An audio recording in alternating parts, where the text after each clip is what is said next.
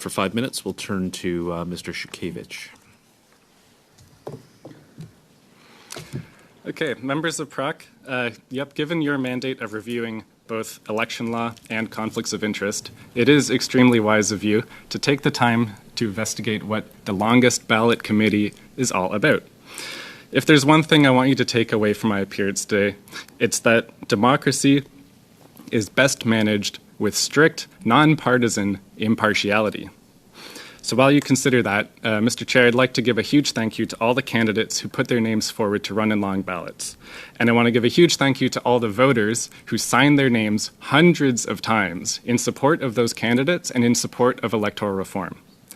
Because of them, this protest has been successful beyond anything I honestly could have ever imagined. And now clearly we have the attention of politicians. Because I've been invited to Parliament today because they hear our message. They hear our shared desire for improving democracy. So I want to start with praise for two Canadian institutions.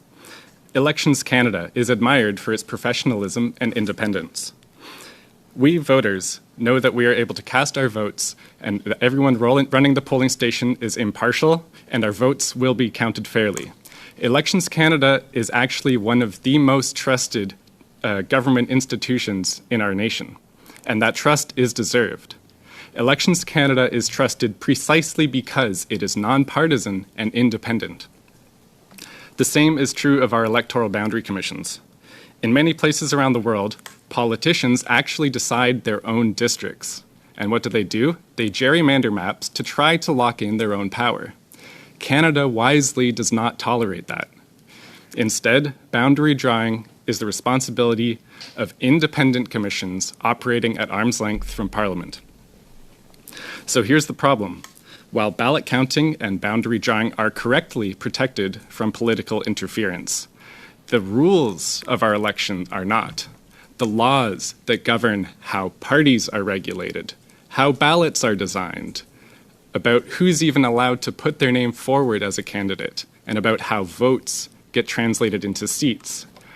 These laws are all still written and modified by you, MPs, with your partisan interests and with your careers actually depending on the outcome of each election.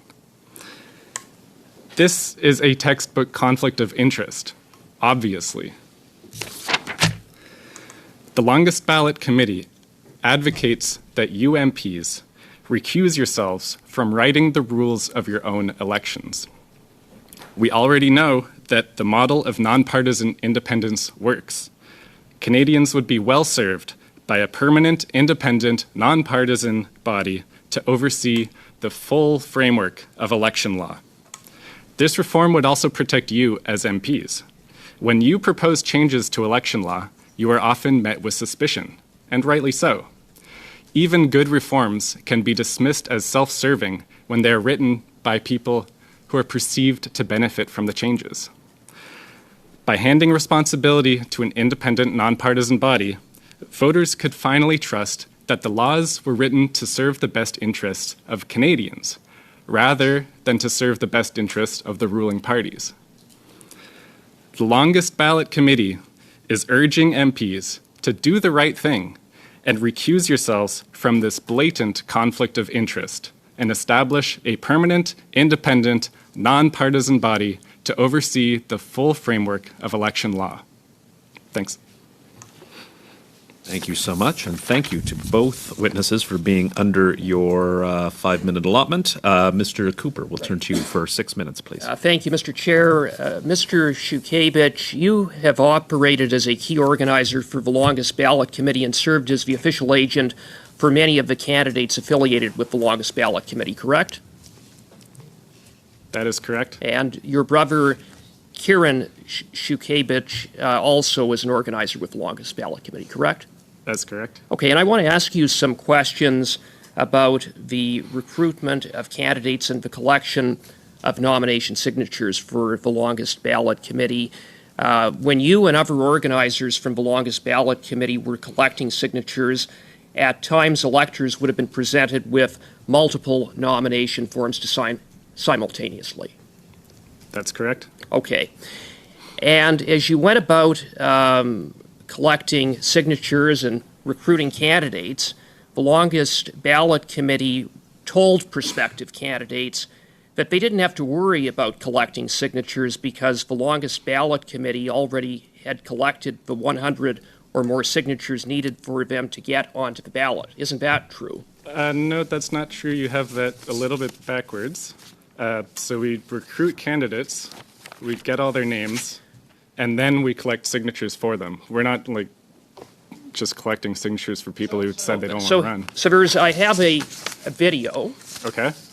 that you posted on YouTube to the longest ballot committee on August 18th, 2024, in respect of the LaSalle-Imard-Verdun by-election, in which you state that if we're going to break the record for the longest ballot, we need everyone to sign up as soon as possible. We've already collected 100 nomination signatures for you. All you have to do is follow the instructions. So, in fact, you and other organizers for the longest ballot committee were going around with nomination forms that didn't have candidates' names on them. Isn't that correct?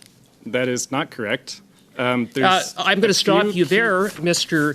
Shukevich, because I have a tweet that was posted by the longest ballot committee on January 22nd, 2024, of you, of Kieran, and of I believe, a Glenn McDonald. Yep. And when you look more closely, this is you, we see where the candidate's name is on the nomination form with signatures. The candidate's name is blank. So that's precisely what you were doing, was going out and collecting signatures, getting electors to sign blank nomination forms, not candidate nomination forms. No one's That is not accurate. Well, I just present you with evidence, documentary No, evidence, that's that not- establishes that, in fact, it is accurate. And I want to caution you, sir, but you're testifying before a parliamentary committee, and you have an obligation to answer my questions fully and truthfully. And if you fail to do so, sir, you can be held in contempt of Parliament. And I want to make clear to you that I will not hesitate in using all of the tools available to hold you accountable should you not provide truthful and accurate answers, which up till now you have not.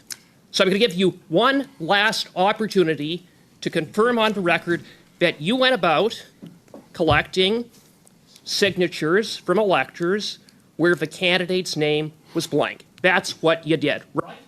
No, that is not accurate. If you would give me a chance to actually respond, you've made quite a few incorrect assumptions here. Where would you like me to begin? With the AI doctored images or with your misunderstanding of what sign up means? So in that video, when I say sign up, what I'm referring to is that these are candidates who have already expressed that they want to run. We then collected their signatures with the candidate name at the top. Obviously, that's the rule. Candidate's name was not at the top. It was at the top. I was there. Yes, it was not at the And top. then when we say we already have your signatures, you need to finish signing up, that is referring to fill out your forms, book an appointment with the returning officer to do your declaration. This is very straightforward. You have it kind of mixed up. If you want to talk about those AI manipulated photos, I'm happy to do so. These are, I don't have anything mixed up. What I have are Respectfully, you do have that a mixed up. YouTube video. If I can for a moment, Mr.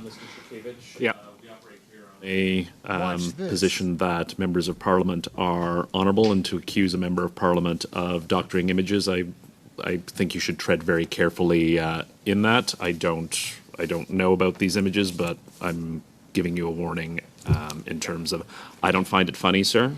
I don't think you should find it funny either. Mr. Cooper is correct in what Parliament can do, and perhaps you don't have respect for the individuals sitting at these chairs.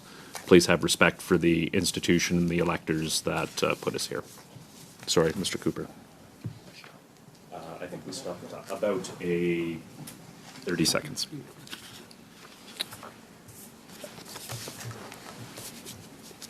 Yeah, no. We have never collected signatures with blank candidate names.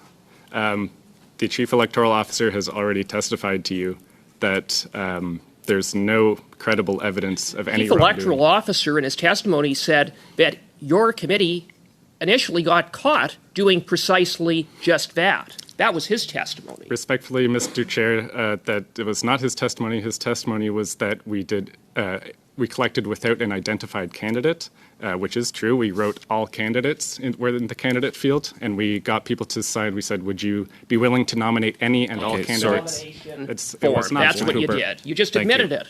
No. Thank you, Mr. Cooper. Thank you. We'll now turn to Mr. Lewis for 6 minutes, please.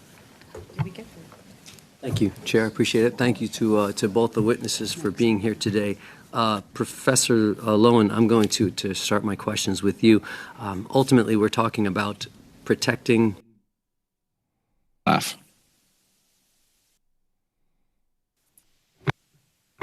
Justement, considérant que le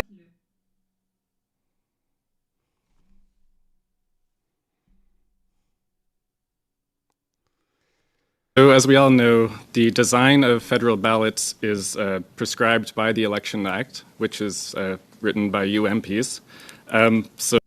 So I'm not aware of any documented cases of people actually being prevented from voting because of too many candidates.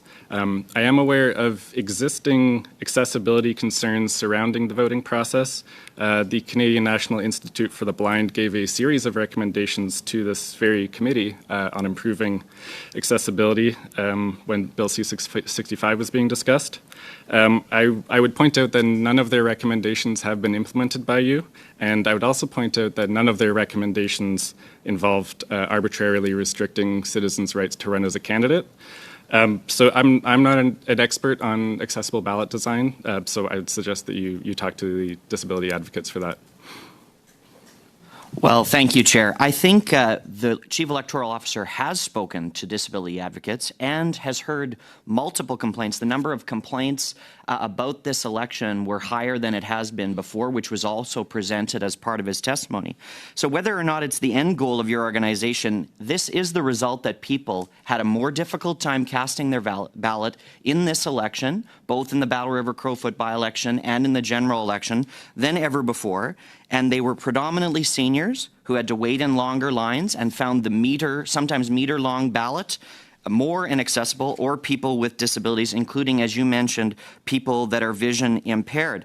So these actions have caused people not only to be unable to wait in the line longer to vote, but also required in many cases no longer their ability to privately vote because they required assistance in the ballot box in order to manage the ballot that your organization forced to be so unwieldy that they could not manage it on their own.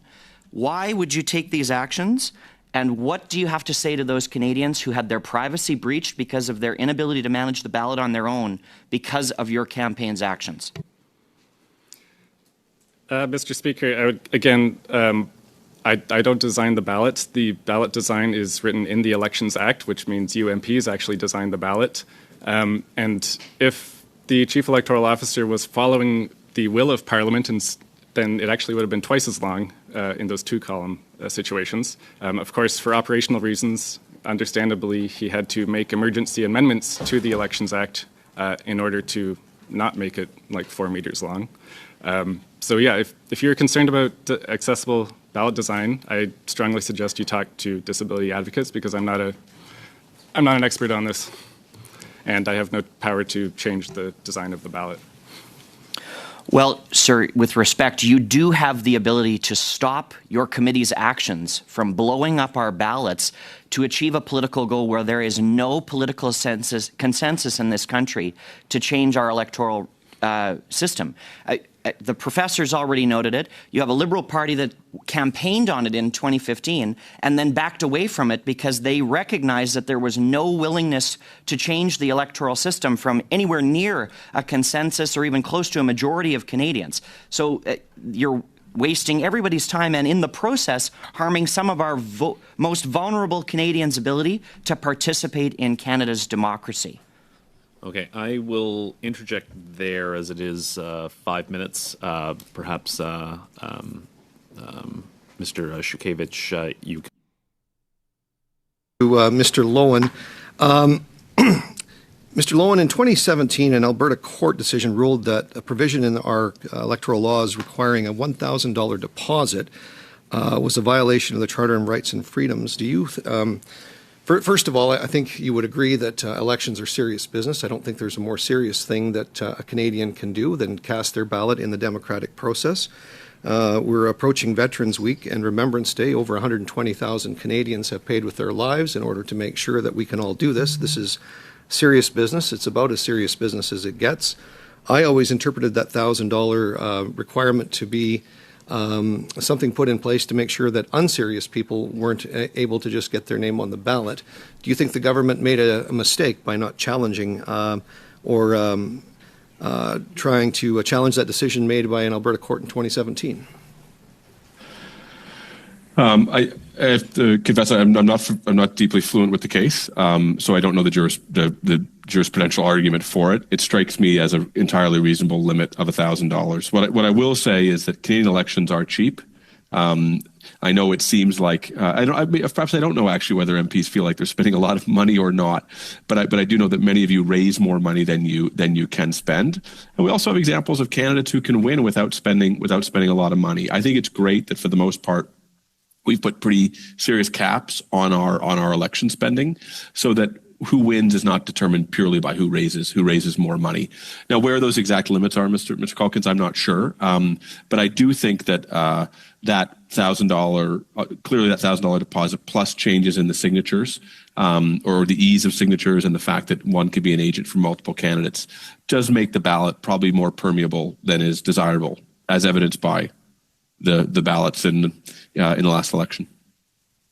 Thank you for that. You've answered the second part of my question as to whether or not you think that should be put back in place. I don't know if there's a possibility to do that now, given the fact that I think the time for challenging that court decision has elapsed. Do you think that in order to protect the integrity of our electoral system and treat it with the seriousness that it deserves, that this committee should look at the definition of registered third parties and to make sure that this is obviously a very organized effort? Is there anything that you would advise us to do with the definition of a third party? Yes, I mean I think this is critically important, and I'll note that your party has a history of being the least supportive of regulations on third parties. And I'm not saying it to score a point or anything, but I think I raise it, Mr. Calkins, to note that I think we've come to a consensus in the country, even among your party, that it's good to have elections contested principally among political parties without huge outside influence, and I think that's a good thing. And I actually changed my own opinion on it over time. So as the cost of advertising changes and as the tactics of third parties change, I think it is worth asking whether legislation is fit for purpose to achieve what the overall animating principle is in Canadian elections, which is that elections should be a conversation between parties and voters without the cacophonous entry of hundreds of other people into that conversation. Thank you very much. Now to Mr. Shevchevich. The Chief Elections Officer, Mr. Perot, told the committee that people should face penalties for signing multiple nomination papers. Would you agree with that statement? I believe that was one of his suggestions. I don't really see a reason for that. I don't really see the logic in it. Personally, I prefer it when there's more than one candidate on the ballot. So I should be able, as a voter, to nominate more than one candidate. You're aware that Section 480.1, subsection 1, says every person is guilty of an offense who with intent mislead falsely represents themselves to be or causes anyone to falsely represent them to be a candidate or a person who is authorized to act on a candidate's behalf. Would you agree that asking somebody to sign a nomination paper that has all candidates written at the top or no candidate's name would be a false representation under the Act? No, I'm not a legal expert, but I don't believe it was. Of course, the returning officer determined that wasn't acceptable to be, like the candidates couldn't get accepted based on those forms, and so they were refused, and that's fine. Also in the Elections Act, Section 482(1), every person is guilty of an offence who obstructs or hinders or knowingly makes, either orally or in writing, a false or misleading statement to the Commissioner of Elections of Canada Elections or any person acting under his or her direction, while the Commissioner or the person acting under his or her direction is exercising or performing powers, duties, or functions conferred or imposed upon the Commissioner under this Act. So that's obstruction. Do you think any of the actions of your committee have actually obstructed and met the definition here for obstruction under Elections Canada? And have you been given any warnings? Have you been given any reprimands? And have you been threatened with charges by Elections Canada? Certainly not to any of those questions. Never been reprimanded, and have no intention of misleading anyone. We have nothing to hide. We do everything by the book. My colleague, Thank you very much, Mr. Calkins. Thank you, Chair. Go now to Madame Pierre. 6 minutes, s'il vous plaît. To promote or champion any particular. All due respect to the Longest Ballot Committee, what they're doing doesn't keep me awake at night. I think that I completely agree with Professor Lowen when he says that this is undesirable. To have ballots flooded intentionally with names of people who have no real intention of representing the riding risks making a mockery of this ballot. It's not desirable. I think it's a waste of time and a waste of resources.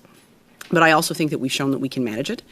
As individuals associated with the committee have pointed out, Elections Canada is a very strong, independent, competent organization that runs free and fair elections. They can handle a stunt or two, and they've been the ones that have had to count these ballots, and so they're, in my view, the real victims of the Longest Ballot Committee's tomfoolery. But I think that when they came up with this response of the write-in ballot rather than letting this Longest Ballot continue in the Battle River Crowfoot by-election, honestly, I thought that was brilliant, and I thought it was a really good response that kind of took the air out of the Longest Ballot Committee's tires. So I'm not sure that we won't see the end of this kind of thing from now on. I have to say, though, that while I find myself kind of frustrated but not overly concerned with the tactics employed by the Longest Ballot Committee, the argument around potential conflict of interest has been made before. That's something that's come up before in terms of studying how we might get to electoral reform, even if we never were to change the electoral system. Is it the right way to have politicians who, as partisans, are, yes, they have an interest. You have an interest in what kind of system we use, what kind of rules we use to elect people. And so is there a conflict there? That said, I'm not sure that there really is a better way to do it. The citizens, if you really want to see electoral reform happen, we've had Citizens Assembly several times, and even when the Citizens Assembly is in favor of it, it doesn't necessarily convince enough of the public to move it over, although the 57% in British Columbia, we can talk about that. One thing I did want to raise, though, in what I've heard from the Longest Ballot Committee, the focus is on elected officials. And I would, since we're here and having the conversation, invite us to do a little bit of thinking on the role of political parties. Because when politicians are coming to these questions about what electoral system we should have, if there's a conflict of interest here in this role, it's not just because the people are elected, it's also because they're members of political parties, and political parties often have some stance on these issues, and political parties are acting as sort of disciplined organizations. Elected officials are part of those political parties. And so I think it's worth thinking about the kinds of things that political parties do, both as public institutions and kind of as private clubs. And I think in the last year or so, when we've talked about things like irregularities in nomination and leadership processes, things like that, we've talked about the role of political parties as kind of gatekeepers of democracy, and they have a pretty firm grip on it. And when we're talking about things like nominations, leadership, political parties are making decisions about who gets to play. It's not just about the rules, it's about who's included in the whole process. And so while we're here, I think it would be interesting to reflect on the role of political parties and what they're doing in terms of facilitating democracy, and I will leave it there. Thank you so much. We're 4 for 4. All the witnesses under time, and the chair appreciates it. Mr. Van Popta is first for the Conservative Party. 6 minutes, please. Good. Thank you, Mr. Chair. And thank you, witnesses, for being here, Mr. Sauvé and Dr. Turnbull. I have a question for you, Dr. Turnbull. You said in a recent publication about the Leader of the Opposition and the recent by-election in Battle River Crowfoot. I think that's what you're talking about. You go, Mr. Poilievre has called these actions of the longest ballot committee a scam and a blatant abuse of electoral democracy, and he's right. You agreed with him. The longest ballot committee's ballot hijacking has no democratic value, serves no public purpose, and stands no chance of setting up a serious conversation about electoral reform. Yet you say in that article, and as you were saying today, even though you might be disturbed by their actions, you don't think that it should compel us to change the rules. Now, I might even be convinced by that if the actions of the longest ballot committee were leading to an intelligent conversation about electoral reform, but it is not. We heard Mr. Sienkiewicz here earlier today acknowledging that what they were doing was a political prank, and he was even proud that at least one candidate got 0 votes at all. These people are not serious, and it is not leading to a serious conversation. So why wouldn't we counter this belligerence and this obstinacy and this political prank making? So I totally agree with everything you just said. The only concern I have is the extent to which any legislative response could make life more difficult for independent candidates who are serious. Because I think, like, say, for example, we said we're going to require more signatures as a way of really testing, whether or not the candidacy is serious. I think for a political party who's someone who's running with a political party who's got that network of support, it's going to be easy for that person to meet the threshold if it was higher.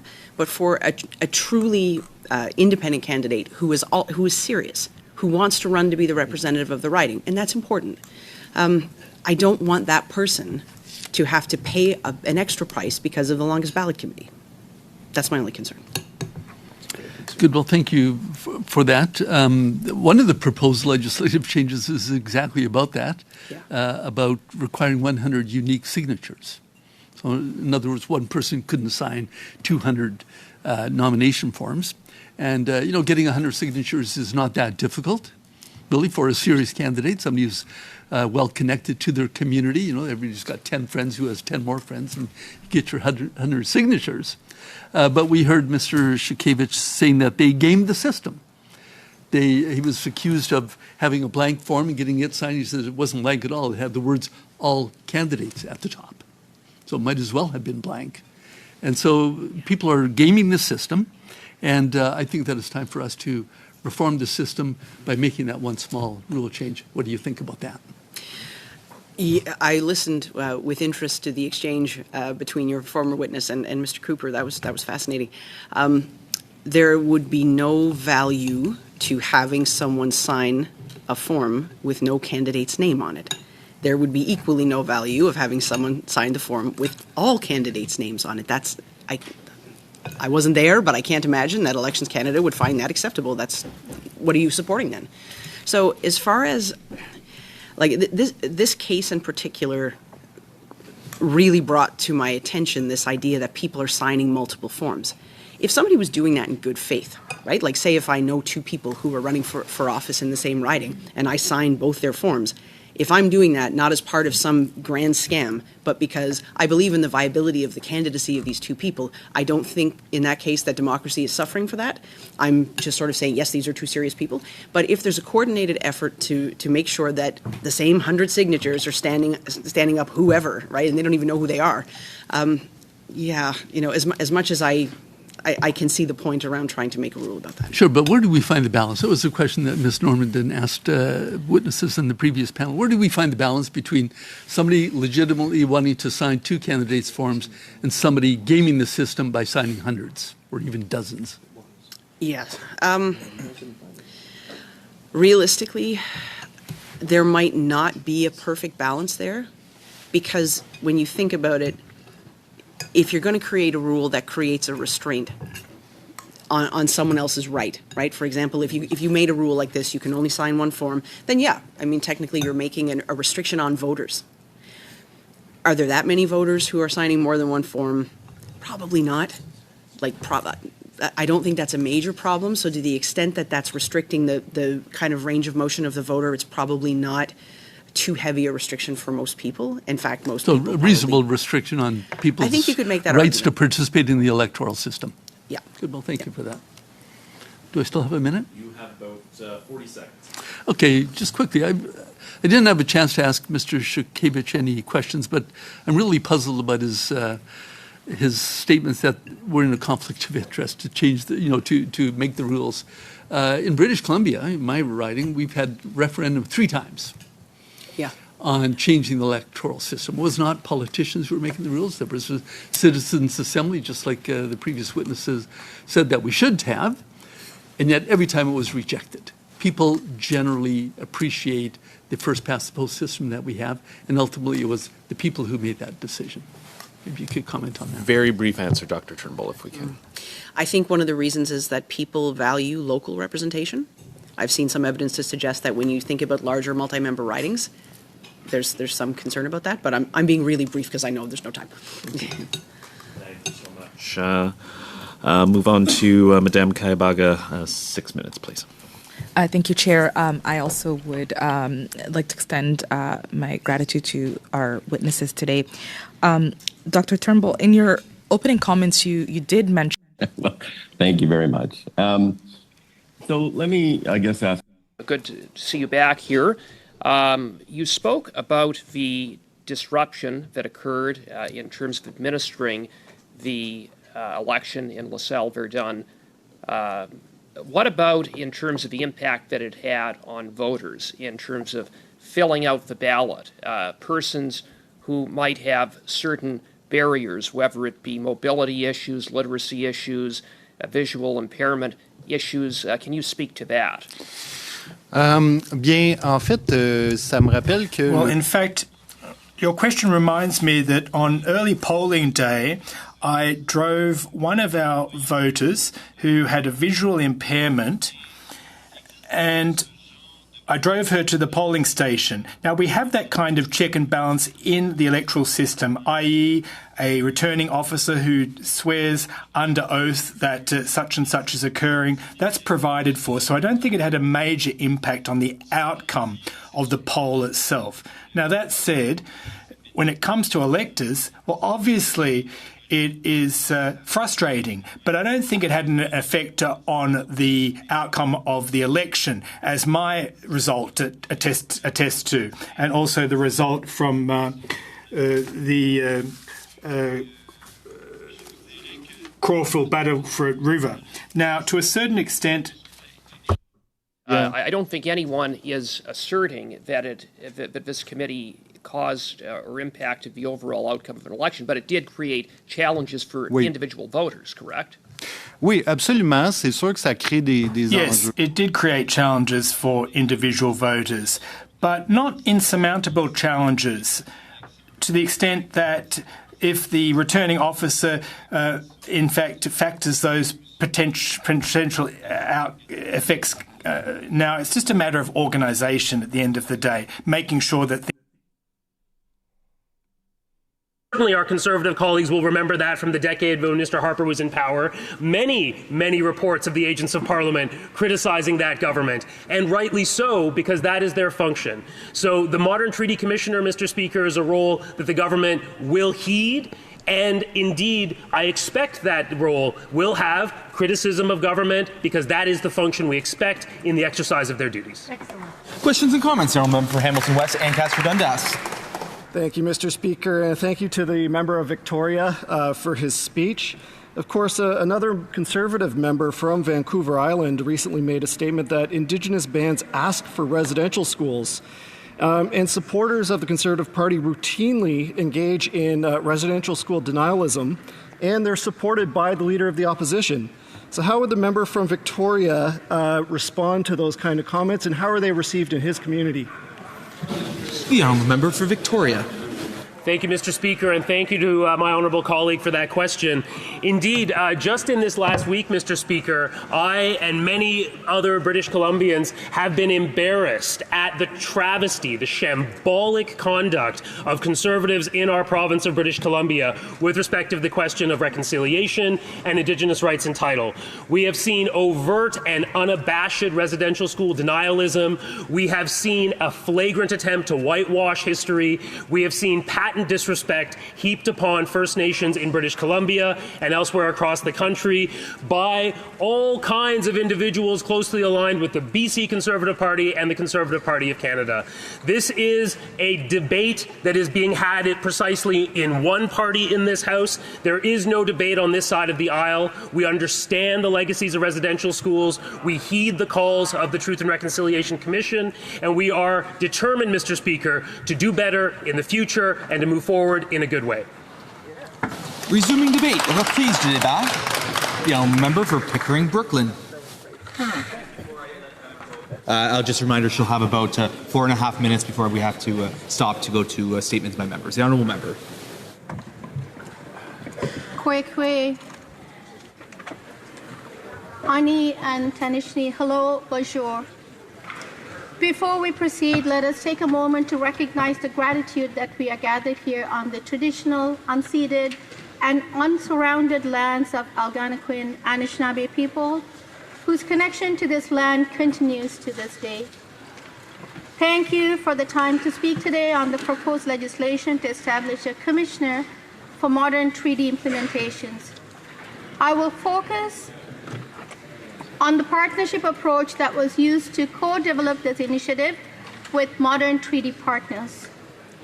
The Government of Canada acknowledges the painful legacy of colonialism in the country and understands the need to change the path going forward.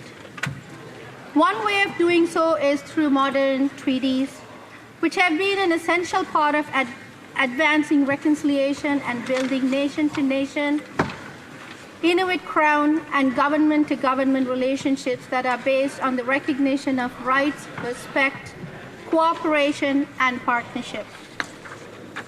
Modern treaties are part of the constitutional framework of Canada and represent a distinct expression of reconciliation. They are created through negotiations with Indigenous groups to reflect their specific needs, priorities, and circumstances, political, economic, legal, historical, cultural, and social. In February 2023, the Government of Canada and modern treaty partners jointly announced Canada's collaborative modern treaty implementation policy. The policy acknowledges that Canada can and must do better with respect to modern treaty implementation. This policy was an important step forward, creating greater oversight to make sure the federal government keeps its modern treaty promises and is held accountable to Parliament for its commitment. In March of 2023, the Government of Canada and modern treaty partners began an intensive co-development process. This was facilitated mainly through the Modern Treaty Implementation Policy Working Group. This group consisted of representatives from the most of 27 modern treaties and federal officials from Crown Indigenous Relations and Northern Affairs Canada. The groups that did not participate through this forum were engaged through their preferred methods. Through this co-development period between March and September of 2023, departmental officials also held over 90 engagements across the federal system with other government departments and agencies. The proposal was under federal consideration under May of 2024. At the second annual Intergovernmental Leaders Forum, the Government of Canada and modern treaty partners and self-governing Indigenous governments came together to announce the intention to create an independent oversight body headed by a new Commissioner of Modern Treaty Implementation as an agent of Parliament. This new role would be a long overdue transformative shift in the modern treaty relationships that symbolizes a collaborative approach to governance and accountability. The Commissioner would work to hold the federal government accountable to its modern treaty obligations and objectives as well as the relationships they embody. Following the announcement, the Government of Canada began an extensive period of consultation and engagement on a draft legislative proposal to create the commissioner. I'm sorry to interrupt the member, but we're up against 2 o'clock, and so the member will have close to 6 minutes left after question period. Statements by members. Déclaration de député. L'honorable député des Pays. The Honourable Member for Les Pays d'en Haut. Mr. Speaker, on September 12th, a major fire destroyed the elementary school at Val-des-Monts in Prévost. It was a terrible shock for the children, their families, and the community. Despite the quick response of the fire services, the school is a total loss. But, Mr. Speaker, Prévost is a very tight community and took action quickly. The children were relocalized in 4 local schools and were back to school on September 18th. So they only lost about 3 days of school. This is the result of a remarkable mobilization. I'd like to thank the teachers, the principals of the Val-des-Monts School, and the mayor, Paul Germain, who organized a campaign that raised $140,000 for the students. Also thanks to Sonia Bélanger, Minister of Housing and Minister for the Laurentians. Mr. Speaker, when everyone works together for the good of children, anything is possible. Member for Similkameen, South Okanagan, West Kootenay. Mr. Speaker, yesterday the mayor of Grand Forks announced that the Interfor mill is closing indefinitely because of unjustified U.S. tariffs. To the people of Grand Forks and Boundary, this is devastating. The mill is an important employer. 150 jobs are lost in one small town. To the families affected by the mill, I will continue to call on this Liberal government to get a softwood lumber deal, one that is fair to our workers and our communities like Grand Forks. Current programs and 10 years of Liberal pledges are not putting roof over families' head, putting food on tables, creating jobs like those that have been available at the Interfor mill for generations. Grand Forks and its residents deserve more. Grand Forks families want their jobs back. To the families of Grand Forks, my office is available to support you in any way I can. Pierre. The Honourable Member for Brampton South. Mr. Speaker, this Friday marks the World Mental Health Day. Mental health is health. 1 in 5 Canadians experience mental health each year in their daily lives. From youth to seniors, mental health impacts every generation. In Brampton South, community organizations like the South Asian Canadian Health and Social Services, Root Community Services, CMHA, Peel Dufferin, KMH, and many others are providing vital care and support.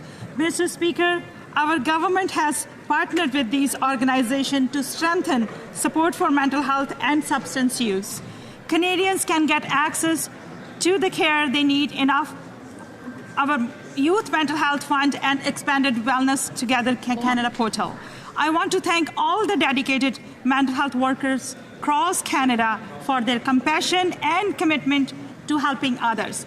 Mr. Speaker, to anyone struggling, I would say you are not alone. Please reach out and seek the support. The Honourable Member for Edmonton South East. Give me a break, Lee. Mr. Speaker, today I rise in the House to recognize an organization that has greatly benefited the Millwoods community in my riding of Edmonton Southeast. The Millwoods Cultural and Recreational Facility Association has raised money for and operates community leagues, Millwoods Golf Course, Jackie Park, Sensory Playground for autistic children, and much more. Over the past 50 years of operation, this organization has contributed over $10 million to the community.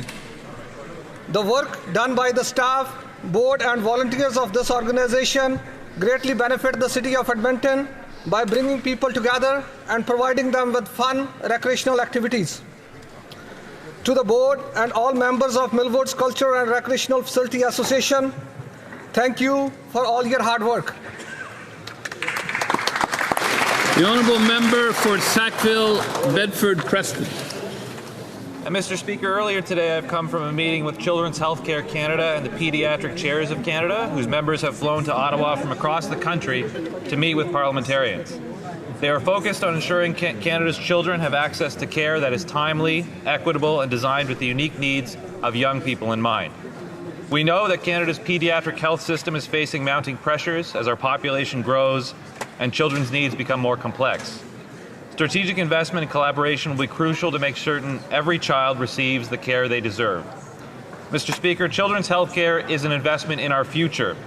As a parent of young children myself, I know that healthier kids are happier kids, and healthier kids make happier and healthier parents too. I invite all members to join me in supporting the vision of a Canada where every child, no matter where they live, can grow up healthy, supported, and able to reach their full potential. Thank you, Mr. Speaker. The Honourable Member for Niagara West. Mr. Speaker, these Liberals have unleashed a crime wave in Niagara like we've never seen before. It's gotten so bad that the Niagara Regional Police is reminding people to do a nighttime routine. They call it the 9 p.m. routine. Allow me to read their post. It's 9 p.m. Niagara. Have you completed your hashtag 9 p.m. routine? Ensure that all your valuables are secure, cars, doors, and windows are locked, and alarms are activated if you have them. This follows on the heels of Toronto and York Police telling you to leave your keys by the front door and lock yourself in the closet while criminals steal from your home. The only thing they didn't say is leave a full tank of gas and cookies at the door. This is happening as the Liberals keep telling Canadians, you've never had it so good. Let's remind folks of the Liberal record. Liberal Bill C-5 eliminated mandatory minimum sentences for serious violent crimes. Bill C-75 requires judges to release accused offenders at the earliest possible opportunity under the least onerous conditions. Canadians live in fear as criminals roam the streets, knowing that they can do whatever they want to whomever they want and still be out on bail before the ink on their paperwork is even dry. The Honourable Member for Charlottetown. Speaker, Mahatma Gandhi once said a nation's greatness is measured by how it treats its weakest members. As parliamentarians, we have an opportunity and an obligation to take bold action to address income inequality in Canada. Day after day, we squabble in this place over who's at fault for the state of healthcare, food insecurity, criminality, and low productivity. But at the root of all these challenges is one common denominator: poverty.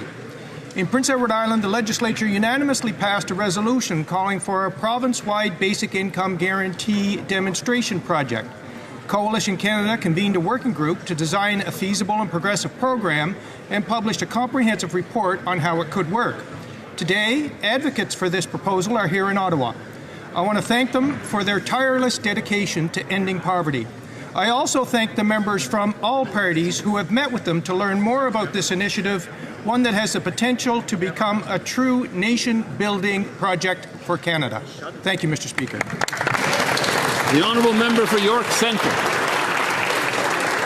We will remember the babies sliced, the women raped, and the fathers beheaded. 2 years since October 7th. We kept saying never again, but it happened again. I don't want the Liberals doing the Jewish community any favors. They're rewarded the worst possible act of terror with a terrorist state for votes.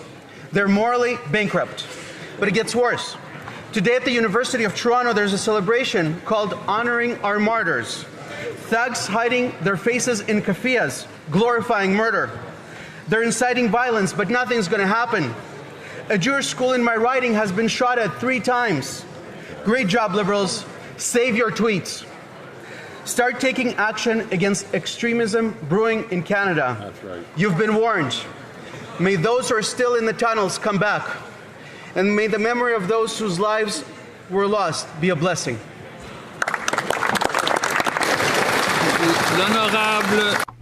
The Honourable Member for Lac Saint Jean. Mr. Speaker, 2 years ago, on October 7th, Hamas attacked and killed 1,200 people with unheard of violence. They took 250 people hostage, 48 are still missing, and we don't know what happened to many of them. On behalf of the Bloc Québécois, I would like to honor the member of the victims of October 7th, and I would like to stand in solidarity with all the Jewish community in Quebec. We condemn Hamas. It must be excluded from Gaza and Palestine. We hope that current negotiations will lead to lasting peace, which includes the freeing of all hostages and a two-state solution, in addition to humanitarian aid to Gaza. But most of all, I call on all Quebecers of all confessions, of all origin, to have more empathy and respect to one another. Thank you, Mr. Speaker. The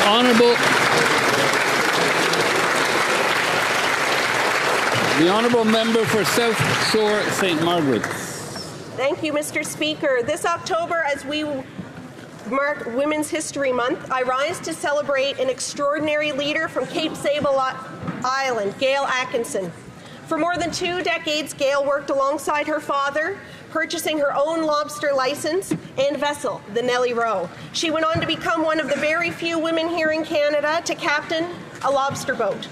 In a field that has long been male-dominated, Gail chartered her own course, demonstrating that determination, skill, and leadership know no gender. Today, she employs an almost all-female crew and remains deeply engaged in her industry, opening doors for women who aspire to have careers in our maritime trades. Gail's story is not only one of personal success, but of possibility for the young women and girls in our coastal communities who see their own future reflected in the water. Mr. Speaker, this Women's History Month, I'm proud to honor Gail Atkinson for breaking barriers, inspiring others, and strengthening. The Honourable Member for Brandon Souris. Instead of a midlife crisis, we now have a crisis of the young. That is what researchers across Canada are saying about the happiness of Canadians. After 10 years of this Liberal government, Canada has fallen to its lowest point in global happiness rankings, and no one feels that more than young Canadians. Once full of optimism and opportunity, our country has dropped to 58th in the world for life satisfaction amongst people under 30. That's what happens after years of Liberal mismanagement and prime ministers that chase photo ops and celebrity moments instead of solid policy at home. A housing crisis, record food prices, and taxes that punish hard work. Conservatives will turn this around. We will build homes, not bureaucracy. We will lower costs, put violent criminals behind bars, not out on bail, and reward hard work so young Canadians can once again believe their dreams are possible. Conservatives here are here for the young people in this country, this generation and the next, to restore hope for a bright future in Canada, the true north, strong and free. The Honourable Member for Willowdale. Mr. Speaker, on behalf of my diverse riding of Willowdale, I'd like to extend my warmest greetings to all those celebrating the Mid-Autumn Festival, referred to by many as the Moon Festival, in Korea as Chuseok, in Japan as Tsukimi, and in Vietnam as Tret Tan To. It is considered one of the most cherished festivals by Asians around the world. It's a time for families and friends to gather and celebrate a good harvest while also enjoying delicious cuisine and one another's company under a full moon. To the many celebrating in Canada, may the glow of the full moon illuminate your path and bring you peace and prosperity throughout the year ahead. Thank you, Mr. Speaker. The Honourable Member for Airdrie Cochrane. Well, while they claim to be fighting a trade war, the policies of the Liberal government are directly helping the Americans. Due to their job-killing policies like the West Coast tanker ban and the oil and gas cap and others, the Liberals have caused many Canadian companies to invest billions of dollars in the United States rather than here at home. Because, as the CEO of Enbridge said, no company would build a pipeline to nowhere. The Prime Minister told Canadians that he would unleash national projects and bring new revenue into Canada to help ease the pain of Canadians, but he has done the exact opposite. Like his predecessor, Justin Trudeau, the Prime Minister makes grand statements but takes no action. And action speaks much louder than words. Until he gets out of the way and removes his job-killing regulations, Canada will continue to fall further and further behind. So how can this Prime Minister say that he is fighting for Canadians when he's funding the U.S. President's war on Canadian workers? The Honourable Member for Mount Royal. Alex Luke was a force of nature. He embodied love, generosity, and courage. He was Raquel and Alain's son and Kayla's brother. He had friends and family who loved him. He grew up in Montreal, but was also a man of the world who spoke 7 languages and ran an international business. He was the life of any room. Alex was also a proud Jew. On October 7th, 2023, he was vacationing in Israel, attending a music festival, when dozens of armed Hamas terrorists attacked. He calmed people down and stood at the door of a shelter blocking the terrorists. He died a hero, saving the lives of others. He was one of 8 Canadians and 1,200 people murdered that day. 251 people were taken hostages, some of whom are still in tunnels under Gaza. On this anniversary, let's remember that this war was started by Hamas terrorists who have brought nothing but misery to Israelis and Palestinians. Let's pray for those murdered and their families, for the immediate release of the hostages, and for a future where Israelis and Palestinians can live in peace.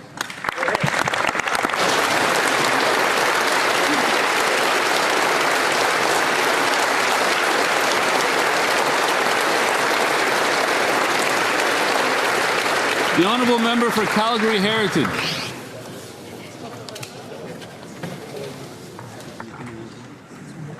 The prism, it refracts the light. 2 years ago, the world turned on itself. An epidemic of anti-Semitism against the Jews and their state. The greatest test of our generation, our way of life. A fight for civilization over our medieval rivals. Across millennia, Jews have faced down Haman and Antiochus. In the last century, Hitler and Hamas. And all through this, Canadian Jews taking their mezuzahs off the doors out of fear, students hiding, mobs gathered outside classroom doors, as everything we know, everything we are, is tortuously inverted. Where were you? Ben, Vivian, Judy, Adi, Alexandra, Netta, Shir, Tiferet. May their memories be a blessing. May we remember the source of both pain and joy is love. In this broken prism, I thank God for the Jewish world that is the light.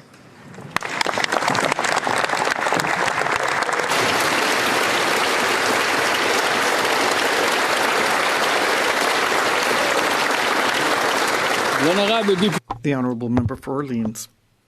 Mr. Speaker, as President of the Canadian section of the Parliamentary Assembly of the Francophonie, I had the privilege of awarding the Order of the Pléiade to 5 extraordinary Canadians during the ceremony held on September 23rd.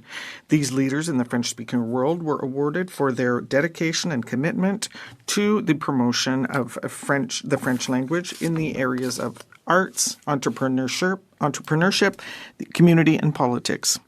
Ms. Edith Butler was promoted to Commander of the Order of the Pléiade, and Mr. René Arsenault, Carl Blackburn, André Gagnon, and Ms. Agnès Mbomoume received the medal of the grade of Chevalier.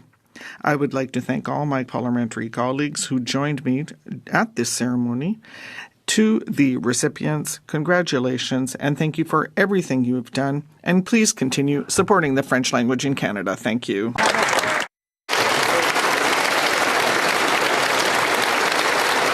Oral questions, questions orales. The Honourable Leader of the Opposition.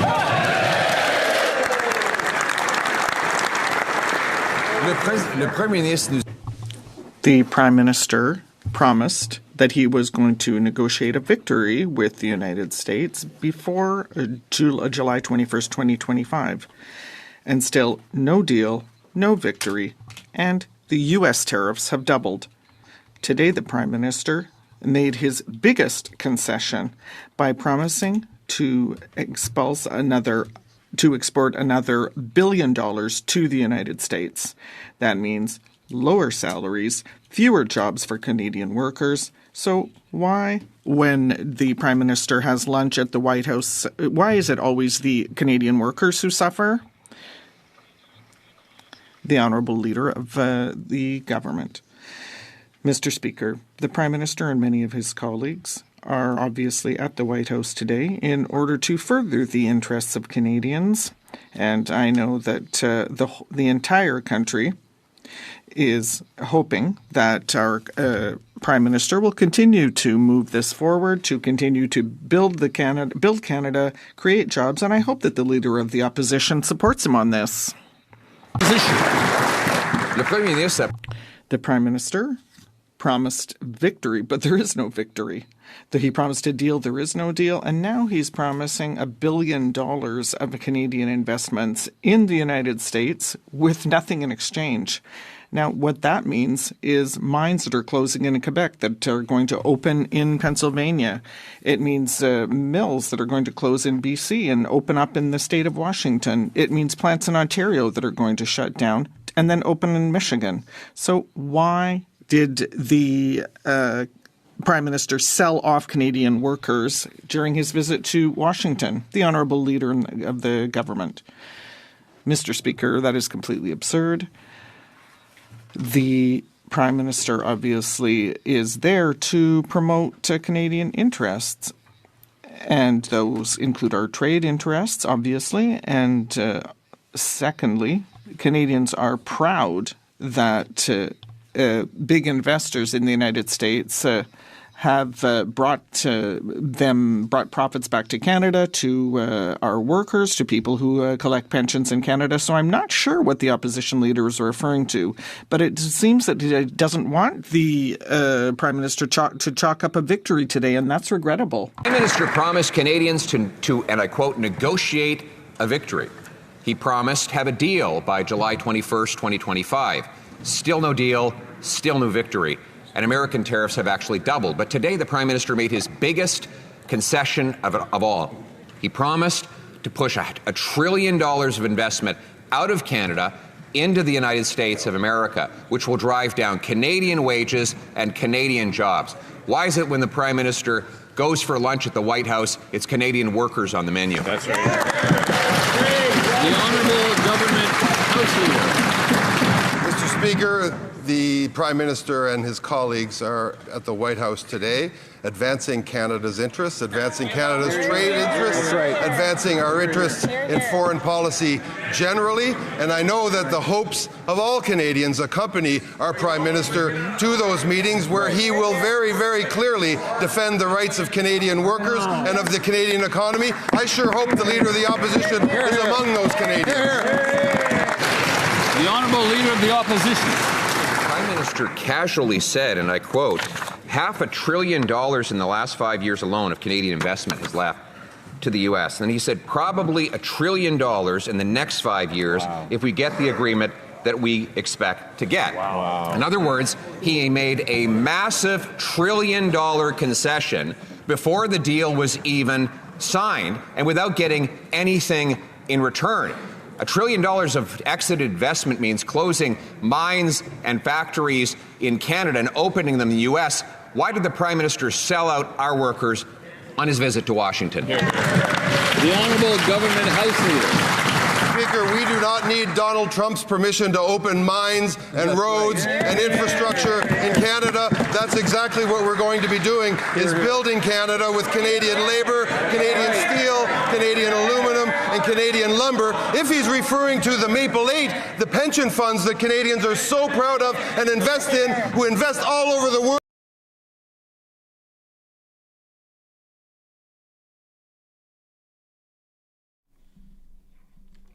Sorry, gang. I don't know what this is. Money leaving Canada to create jobs in other countries. They even created a Brookfield-run program to bring it back. But today, the Prime Minister promised the President that Canadian government policies would drive $1 trillion out of our economy into the American economy over the next 5 years. That is twice as bad as has happened in the last half-decade.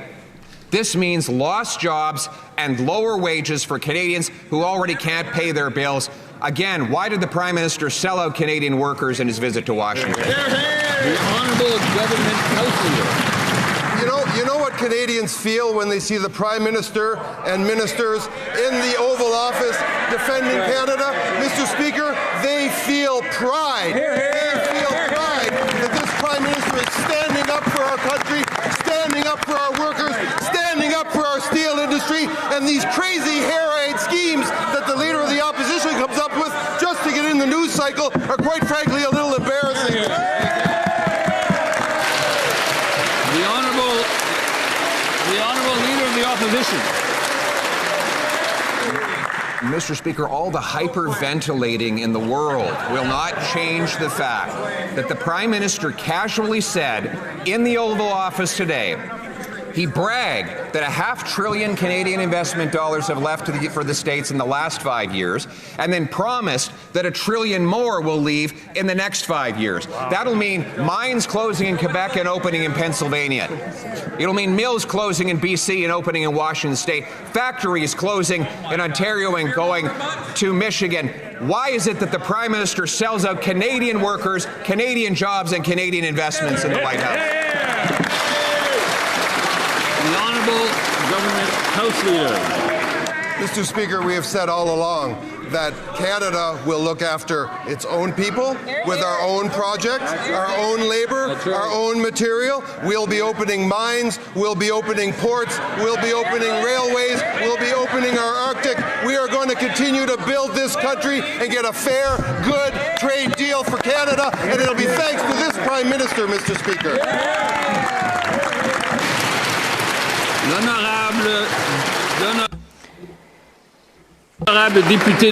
The Honourable Member for Saint-Jean. Mr. Speaker, the Prime Minister's meeting with Donald Trump was supposed to be about tariffs, and it was supposed to be about getting rid of tariffs, not adding more. Currently, the Prime Minister hasn't gotten anything in Washington. Well, he's actually suffered 2 failures over the last week. New softwood lumber tariffs and tariffs on trucking, which are hurting Paccard in Sainte-Thérèse. No wins and 2 more failures for the Quebec economy. The Prime Minister claimed to be an amazing negotiator. Where are those skills today? The Honourable Government House Leader. Mr. Speaker, what Canadians are seeing today is a Prime Minister who is standing up for our industries, like our softwood lumber, steel, aluminum, and manufacturing industries, including heavy trucking. Our Prime Minister is working with very complex trade agreements. We already have the best trade system with the U.S. in the world. The Prime Minister is trying to further improve things, and I hope that this member and all of this Parliament are wishing him all success. The Honourable Member for Saint-Jean. Mr. Speaker, it's not clear that anything has been gained when it comes to tariffs. On the contrary. In fact, the press conferences with the Prime Minister and Donald Trump discussed obsessions of Donald Trump's, like his National Guard deployments in Chicago, much more than the economy. Meanwhile, tariffs are going up and going down. And industries like forestry and truck manufacturing are worried about the future. Does this Prime Minister really think that he's getting a passing grade? The Honourable Government House Leader.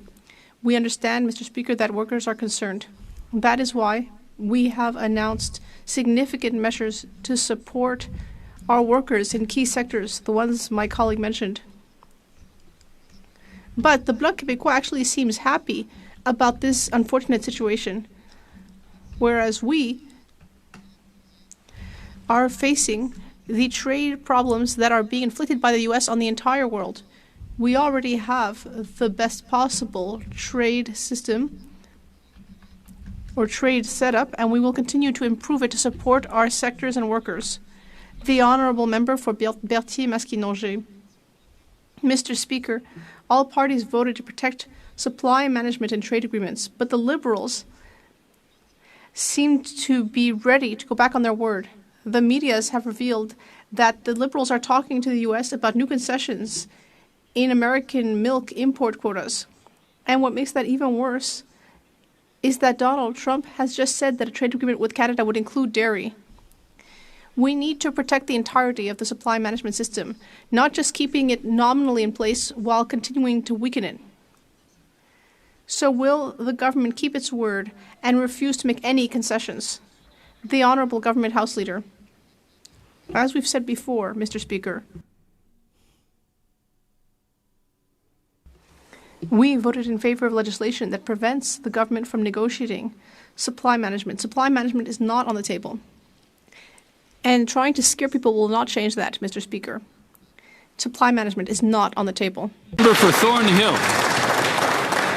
is the news coming out of the White House today for many Canadians. Canadians put their faith in the Prime Minister because they believed that he'd fight for them, for their jobs, for their paychecks, and for their families. But they were false promises, because months after he promised a deal, we still have no deal. Instead, we have the fastest shrinking G7 economy. We have 86,000 more people out of work, and now $1 trillion flowing out of Canada with tariffs that are higher, not lower. So does the Prime Minister realize that his broken promises have real consequences for Canadians? The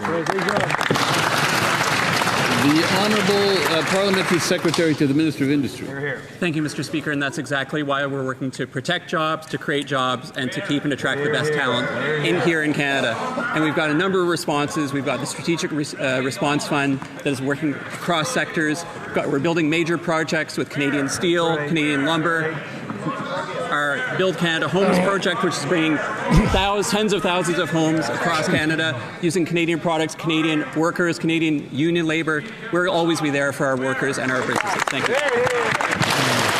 The Honourable Member for Thornhill. None of that is working because there's 86,000 Canadians out of a job today, and they must know that this isn't about politics. It's about people. People who believed that this Prime Minister said he would stand up for them. He danced around with his elbows in the sky. He promised every Canadian that he would fight. This is about workers who have seen their shifts cut, their costs rise, and their hope fade, all because there's $1 trillion going southbound instead of being invested here in Canada. All they wanted for him was to keep his word. Why won't he? The Honourable Parliamentary Secretary to the Minister of Industry. Monsieur le Président, je vous rappelle. Mr. Speaker, first of all, this trade war was started by the U.S. They are the ones who started it. And how are we reacting? It's weak. We are reacting by helping our businesses. 2 weeks ago, I had announced 500 jobs in Varennes. Then I announced 300 jobs in Sorel. The Honourable Member for Calgary East.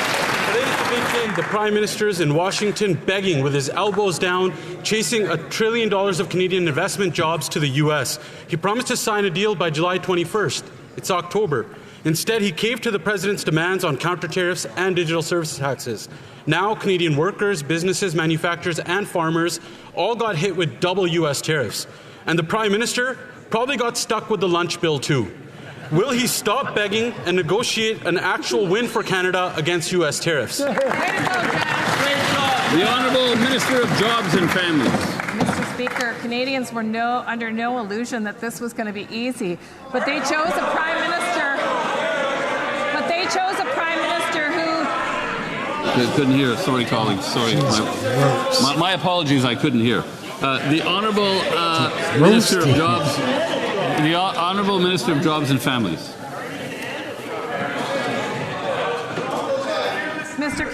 Mr. Speaker, Canadians were under no illusion that this would be easy. But what they wanted was a leader that would be truthful with them, that would stand up for them, that would make sure that that the government that they selected would have their backs in difficult times. And that's exactly what we're doing, Mr. Speaker, whether it's investing in our steel industry, whether it's supporting skilled trades, whether it's building major projects. This government has the back of Canadian workers, something I don't think that they can say about the opposite party. The Honourable Member for Calgary East. Yeah, Canadians were promised one thing, but the bait and switch left them with a leader that's elbows and knees down now. And the Liberals can't get their story straight on the economy. First, they blamed Trump's tariffs on having the fastest shrinking economy in the G7. Now they claim they got the best deal on tariffs with the U.S. It doesn't add up. And since the Prime Minister took office, he's doubled the deficit, chased $52 billion of investment into the U.S., and now another $1 trillion, and 86,000 Canadians have lost their jobs. Why? Is it because the Prime Minister has failed trade diplomacy, his failed economic policy, or both? The Honourable Secretary of State for Financial Institutions. Mr. Speaker, when Canadians compared leaders, they had a choice between a world-class leader, world-class economic and business experience, versus a leader with none. On November 4th, we're going to table a disciplined budget that is going to create jobs. You want to talk about job creation, Mr. Speaker? The only job the leader opposite has ever created was the one he left open for the member for Carleton in the last election. Thank you, Mr. Speaker.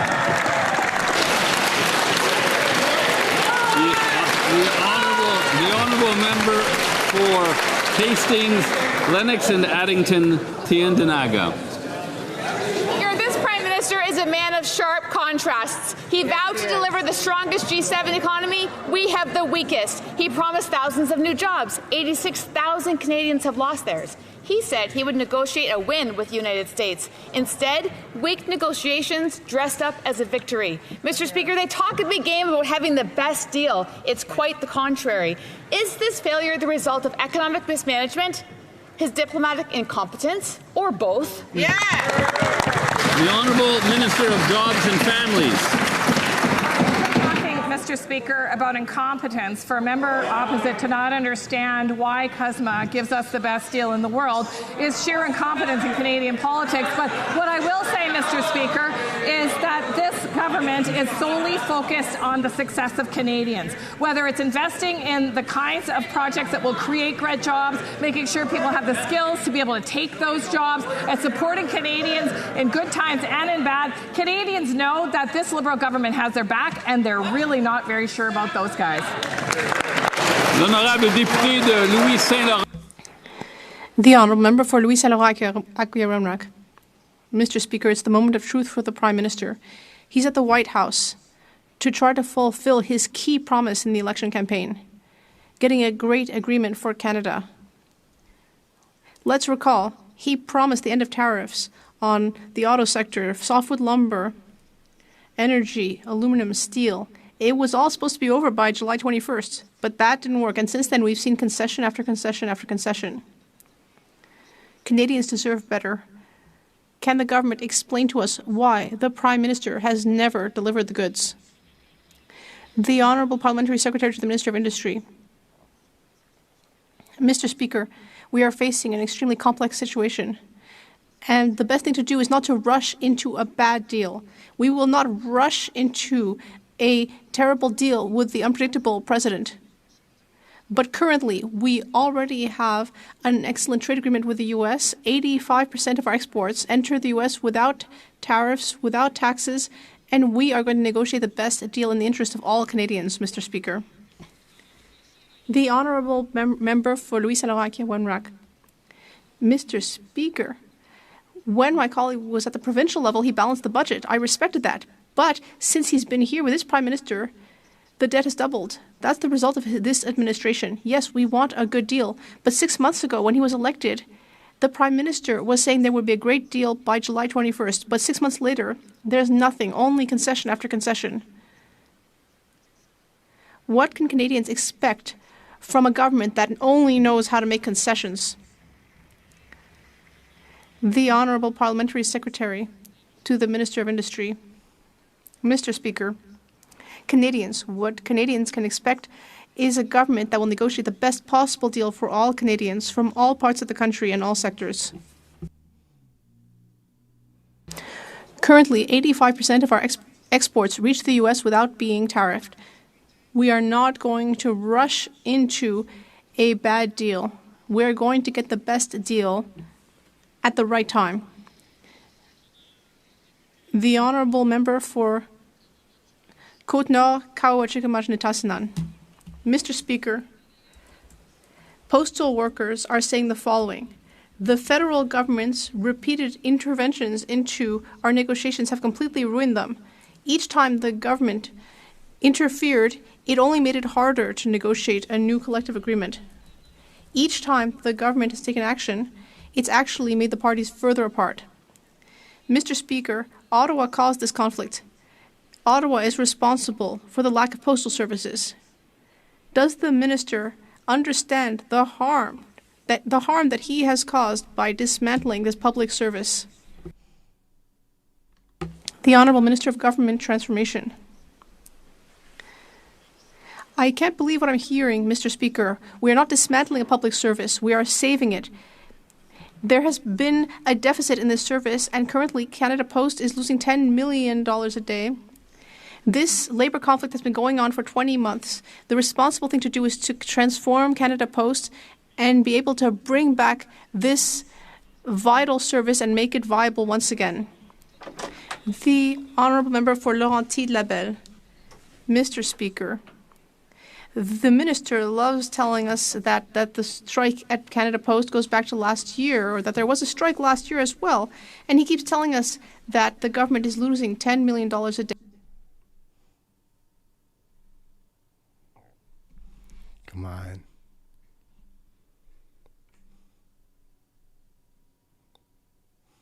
Last year's strike, small businesses criticized the government sharply, reminding it that the strike was causing losses of $100 million a day. Does the Minister understand that by paralyzing our postal services, he is harming our small businesses, our regions, and the most vulnerable Canadians? The Honourable Minister.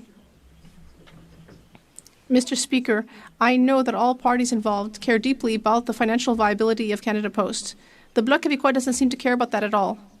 On the contrary, they seem to think that it's okay if Canada Post loses $10 million a day.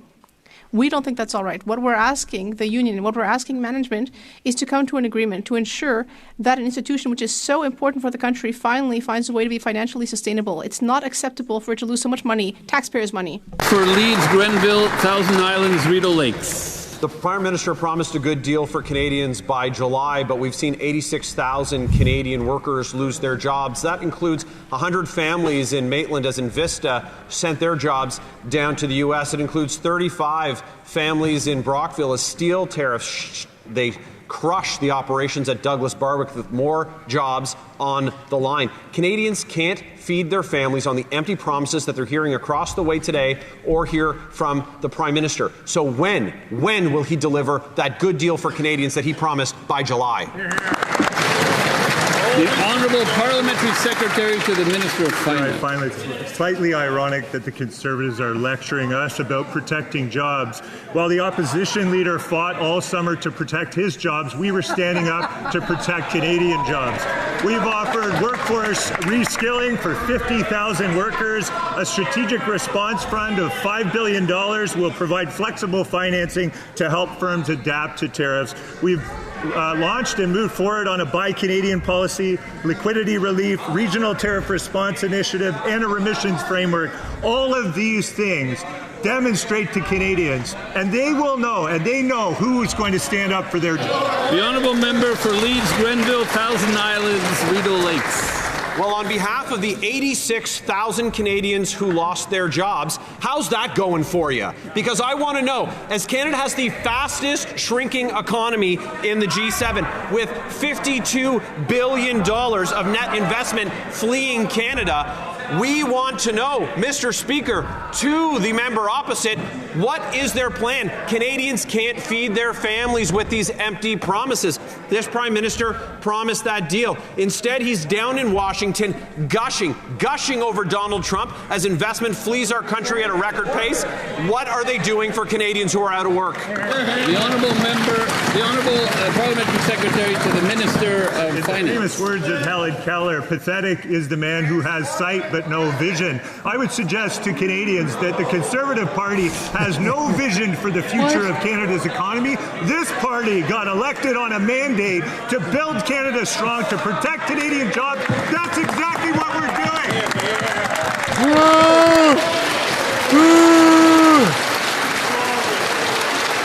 The Honourable Member for the sound and the North. fury. Mr. Speaker, the Prime Minister promised he would negotiate a grand security and economic deal with the Americans, and then has gone on to make concession after concession with little to show for it. He cancelled the DST, he cancelled reciprocal tariffs, he withdrew complaints on softwood lumber. Now he's gushing over the President of the U.S., calling him a transformative leader once again, and what does Canada have to show for it? When will this Prime Minister keep his promise to Canadians and deliver a deal to secure a deal with the Americans? Hear, hear. The Honourable Secretary of State for Financial Institutions.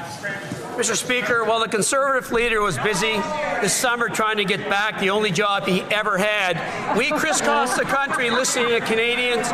We got feedback from Canadians. On November 4th, Mr. Speaker, we are going to table a disciplined budget that is going to spend less, invest more, create thousands and thousands of good-paying jobs.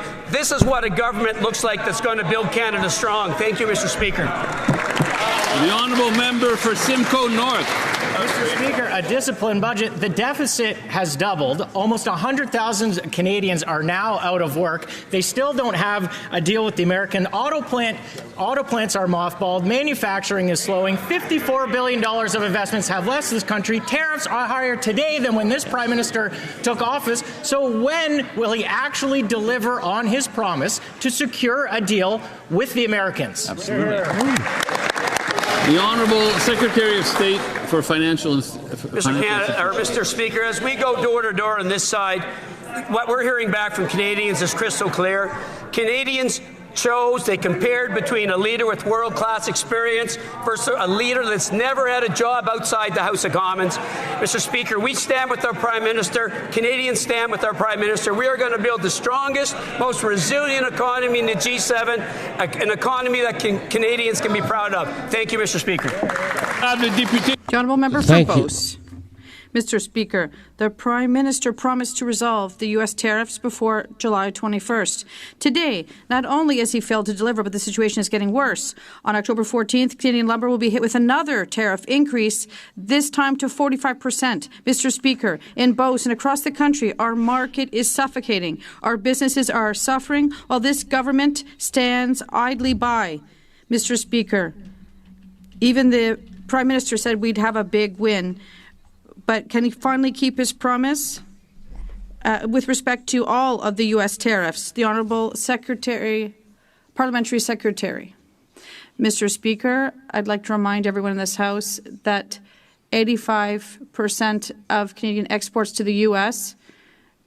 do not have any tariffs in the U.S. or taxes.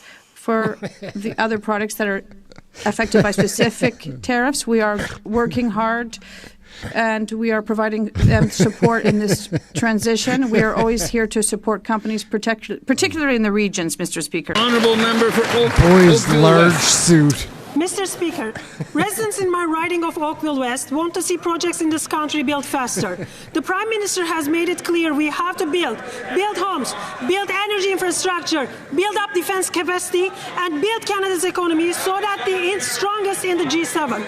And we are doing it fast. Starting on November 4th, the Government of Canada will present its budget in the fall instead of in spring. Can the Secretary of State for the CRA and the financial institutions please inform the House about what that means for construction season and building things in Canada? Thank you. The Honourable Secretary of State for Financial Institutions. Thank you for the question. The party opposite and their leader might have actually missed it because they were busy trying to get him re-elected, but our global economy has fundamentally changed. Canada needs to respond. That's why we're moving with a disciplined budget this fall to give provinces, municipalities, cities, businesses time for nation-building projects so they can get ready for construction in the spring. Even the Parliamentary Budget Office agrees with this move. It's time for the leadership, the Conservative leader, to get on board, stop the rhetoric, help build Canada. Thank you. The honourable member for Chilliwack Hope. The Prime Minister bragged that he could handle President Trump. He promised to negotiate a win. He said he would have a deal done by July 21st. Well, it's October, and not only is there no win, but the Prime Minister keeps losing. Despite giving concession after concession to the Americans, softwood lumber tariffs have doubled since he took office. His failure to do what he said he would do has already cost hundreds of forestry jobs and put thousands more at risk in BC alone. Why has the Prime Minister abandoned our softwood lumber workers and broken his promise to get a deal done? The Honourable Parliamentary Secretary to the Minister of Natural Resources. Speaker, we will always stand with communities and workers in softwood lumber industry and across the forestry sector more broadly. We've made significant investments, including $700 million in loan supports, $500 million to diversify the sector to ensure there's jobs not just today, but in the future. And we are entirely seized with this issue, Mr. Speaker. Honourable Member for Similkameen, South Okanagan, West Kootenay. Mr. Speaker, the Prime Minister promised a deal with the Americans by July 21st. Still no deal. In fact, softwood tariffs have doubled. A decade of Liberal failure has lost thousands of lumber jobs. Yesterday, the Mayor of Grand Forks announced an indefinite closure of the Interfor Mill because of these tariffs. 150 jobs lost in a small town. On behalf of these workers, why have these jobs been denied by the Prime Minister? Why has he failed to get a deal? The Honourable Parliamentary Secretary to the Minister of Natural Resources. Mr. Speaker, we stand with the workers in rural communities. Forestry is the heartbeat of Canadian rural life. It provides the roads, it provides the jobs, it provides the community spirit, and we are there with investments to protect workers who have lost their jobs, as well as investments going forward. The government is also looking to use more Canadian lumber in more Canadian products, which is part of our Build Canada strategy, and you can expect to hear more about that in the coming weeks, months, and years. The Honourable Member for Cowichan, Malahat, Langford. The Prime Minister promised to, quote, negotiate a win for Canadians with President Trump. He promised a deal by July 21st, but still no deal. Now tariffs on lumber are set to increase from 35 to a whopping 45%. On Vancouver Island, we have several mills that have curtailed operations to year-end. They face closing entirely if we don't see change. That's thousands of lost forestry sector jobs. When will the Prime Minister finally realize mills will close, thousands of jobs on Vancouver Island will be lost without an end to U.S. tariffs on lumber? The Honourable Parliamentary Secretary to the Minister of Natural Resources. Mr. Speaker, we stand with the workers that are affected by these tariffs, which is why we are providing the supports that we're providing. We are working at every level to resolve this dispute with our American friends, and we are also making investments to support those communities as well as diversify markets going forward. The Honourable Member for Quebec-Mactaquac. The Prime Minister promised a deal with President Trump by July 21st. And yet still no deal. Lots of concessions on Canada's part, but still no deal. And what about lumber? Mills back home in places like Florenceville and Plastrock are contending with the challenges these tariffs bring. When the Prime Minister Harper faced this issue, he got it resolved in 80 days. After 10 years without a deal, does this Prime Minister realize that the longer he fails to get a deal on lumber, thousands of jobs back home in New Brunswick are at risk? Parliamentary Secretary to the Minister of Natural Resources. Well, Mr. Speaker, it doesn't feel very resolved. This is a long-standing challenge, but it's one this government is going to be working to resolve by making significant investments in the future of the forestry sector, as well as supporting the workers right now while we work towards a deal. Buying Canada and Canadian procurement is a significant part of this component, which is why it's so important that we support projects like Build Canada Homes. I hope the members opposite will do just that and get on board. The Honourable Member for Calgary-Midnapore. Mr. Speaker, the Liberals continue to break their promises. The Prime Minister claimed he would make Canada an energy superpower, but refuses to put even one pipeline on his project list. He also told us he'd create jobs, but Canada has lost 86,000 jobs since he took over. That includes 1,000 people let go in the oil sector in Calgary this last week. So does the Prime Minister realize that his broken promises have real consequences for Canadian workers? The Honourable Parliamentary Secretary to the Minister of Natural Resources. Mr. Speaker, I think that we should look at the comments from the Premier of Alberta. We should look at the comments from the Premier of Ontario. What we're seeing is a number of premiers, conservative premiers, very excited about our goals to make Canada energy superpower, both conventional and renewable.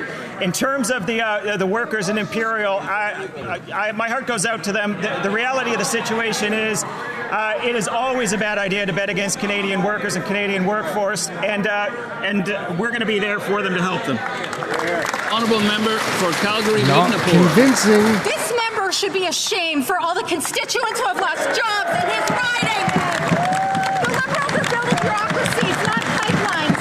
TC Energy has billion in the United States. Enbridge is building two pipelines there. Their CEO blames Canada's keep it in the ground policies. Well, he's right. Our deficit is doubled. We have the fastest shrinking G7 economy. $52 billion of investment has fled Canada. 86,000 people have lost their jobs. So does the Prime Minister realize that his keep it in the ground policies are keeping Canadians out of work? Parliamentary Secretary to the Minister of Natural Resources. Mr. Speaker, globally in the last 10 years, oil and gas production's increased 6%. In Canada, it's increased 34%. At the same time, we reduced our emissions by 15%. The policies that the member opposite references have allowed our product to be competitive on the global market and open up new markets. And this is how we make ourselves an energy superpower in the both conventional and renewable sense. For Ponoka Didsbury.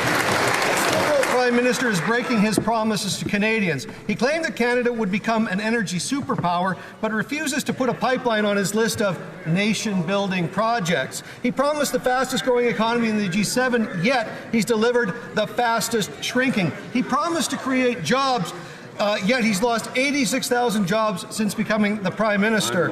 And to make matters worse, TC Energy is investing over $8 billion in an energy infrastructure project, not in Canada, but in the United States. President Trump has made it clear he wants to take jobs and investment away from Canada. So why is this Prime Minister so hell-bent on helping him? The Honourable Government House Leader. You would think this parade of members of Parliament from Alberta would know the basic facts. We've increased petroleum production over 30% while getting our emissions down, Mr. Speaker. We built a pipeline to the West Coast, increasing our oil exports, something he and Stephen Harper could never do. We are getting Canada's GDP up. We are creating opportunities in Canada's resource sector. MPs from Alberta should know the difference, Mr. Speaker. The Honourable Member for Ponoka Didsbury.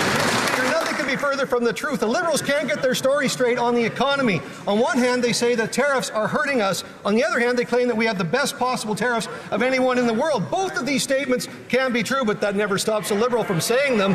Here are the facts since this Prime Minister took office. The deficit has doubled. Canada has the fastest shrinking G7 economy with the second highest unemployment. $54 billion of net investment has fled the country. And 86,000 people have lost their jobs. Energy workers can't afford to wait for empty promises to materialize. If the Prime Minister can't get the job done, why won't he get out of the way so Conservatives can get back to work and build this country? The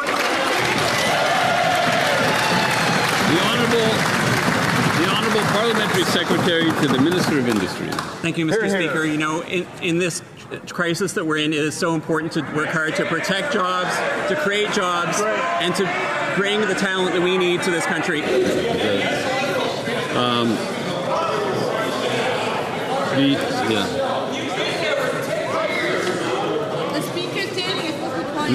The Honourable Parliamentary Secretary can take it from the top.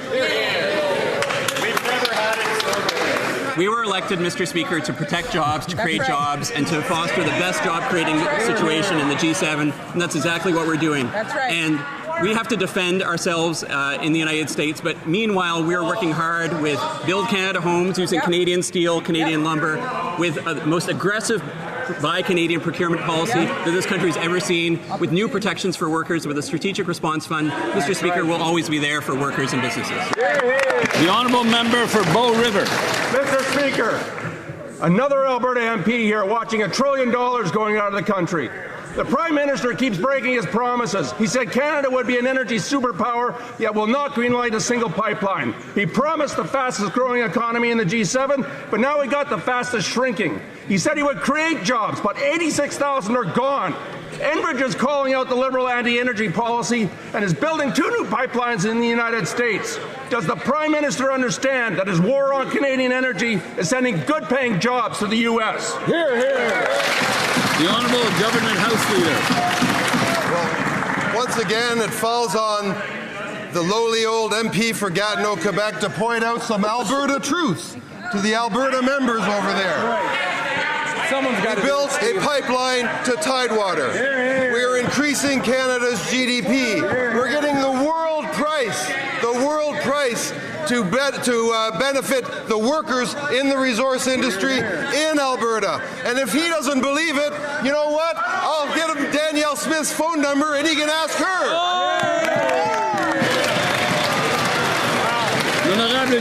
The honourable member for Madawaska-Restigouche. Mr. Speaker, our two official languages are part of our Canadian identity. Can the minister tell us what measures our government is putting in place to support and strengthen French language education in minority communities? And so what is our government doing to support and improve French language education in minority settings? The Honourable Minister.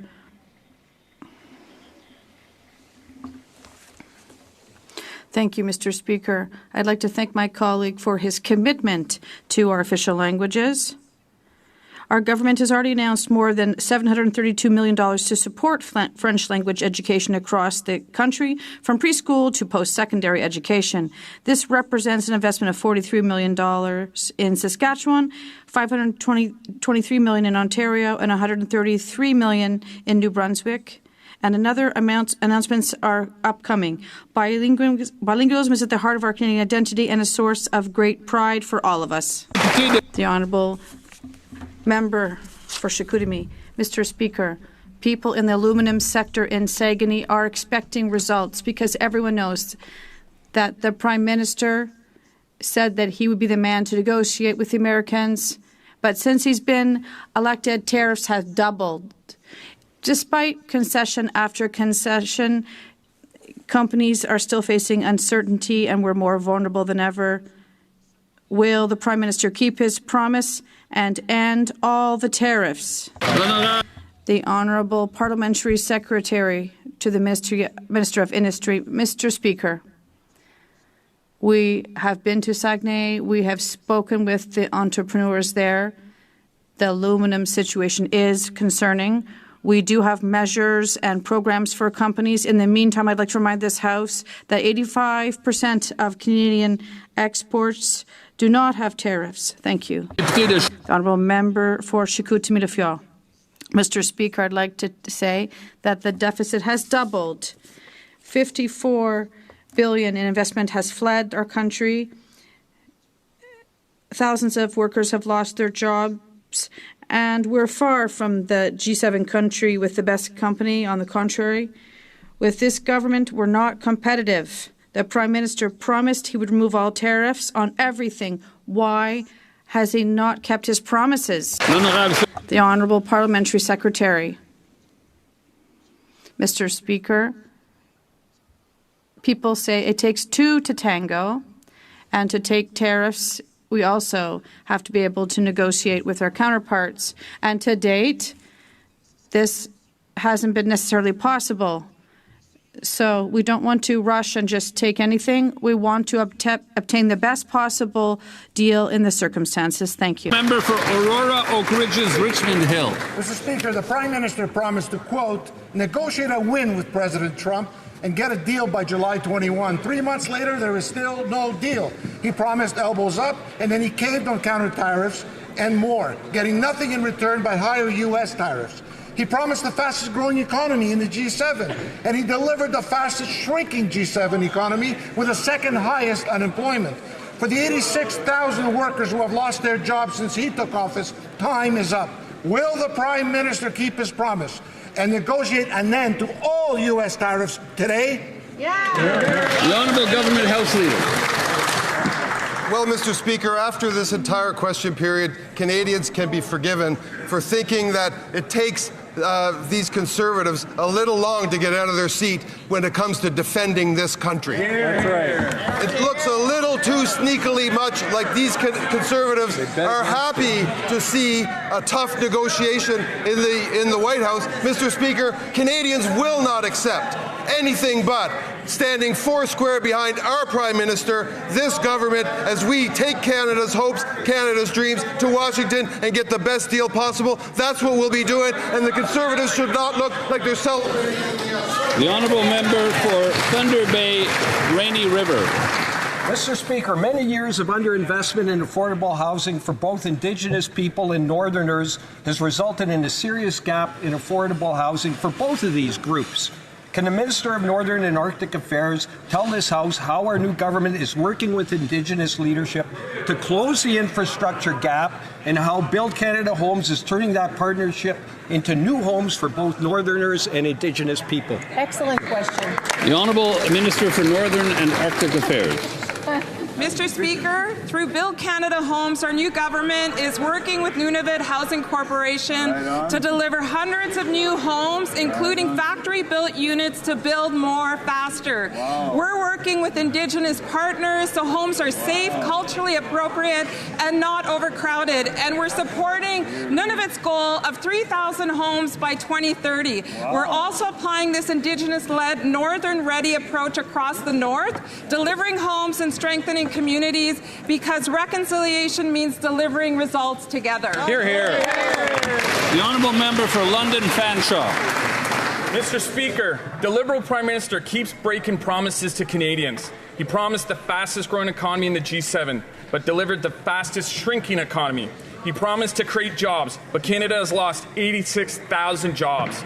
These failures have real consequences. Ontario has lost 38,000 manufacturing jobs because of the U.S. tariffs. In the London region, June's job losses pushed unemployment to 7.2%, second highest non-pandemic rates since 2016.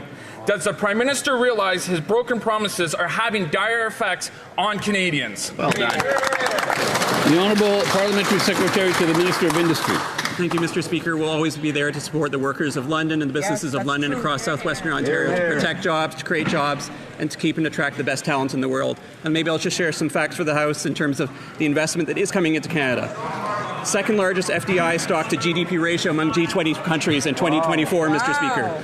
Second highest out of 25 countries in the Carney FDI Confidence Index, Mr. Speaker. That's investment that's coming into the country, and with our ministers and our trade diversification strategy, we expect more jobs, more businesses, more FDI to Canada. Very good.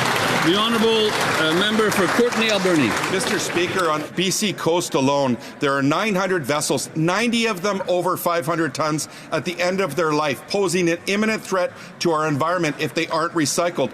Towing even one large BC ferry from Vancouver Island to Halifax to be recycled could cost millions.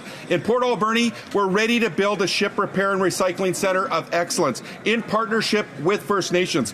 Will the Minister commit to European Union-style regulations to protect workers, safeguard the environment, and secure this nation-building infrastructure?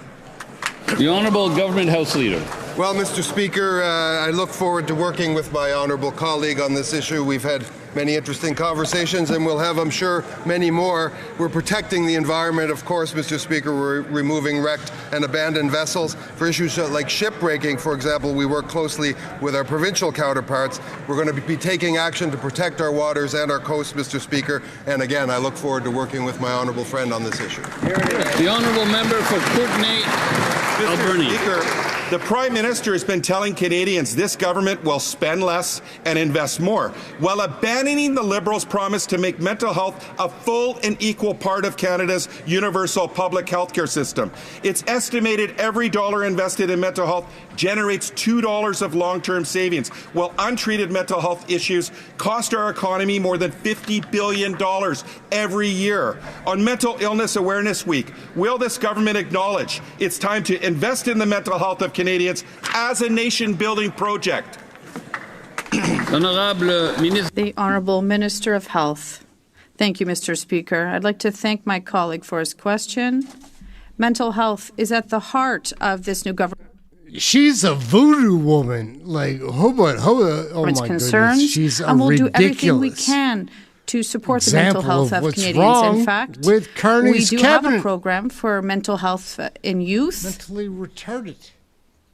And it gives a lot of support to young Canadians. Thank you. I wish to draw the attention of members to the presence in the gallery of the Honourable Todd Gowdy, Speaker of the Legislative Assembly for the Province of Saskatchewan.